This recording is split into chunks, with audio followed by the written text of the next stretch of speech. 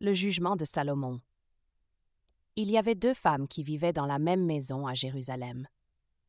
Elles étaient toutes deux jeunes et avaient récemment donné naissance à des bébés. Malheureusement, l'un des bébés était décédé pendant la nuit. Les deux femmes se disputaient maintenant le bébé survivant. Chaque femme affirmait que le bébé était le sien. Elles se tournaient vers le roi Salomon pour qu'il tranche cette affaire délicate. Salomon était réputé pour sa sagesse et sa capacité à rendre des jugements justes.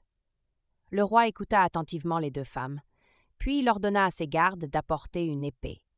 Il proposa de couper le bébé en deux et de donner une moitié à chaque femme.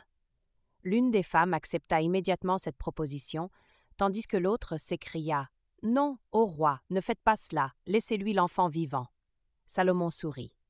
Il savait maintenant qui était la vraie mère. La femme qui avait plaidé pour la vie de l'enfant était la mère véritable. Elle était prête à renoncer à son propre bonheur pour sauver son bébé.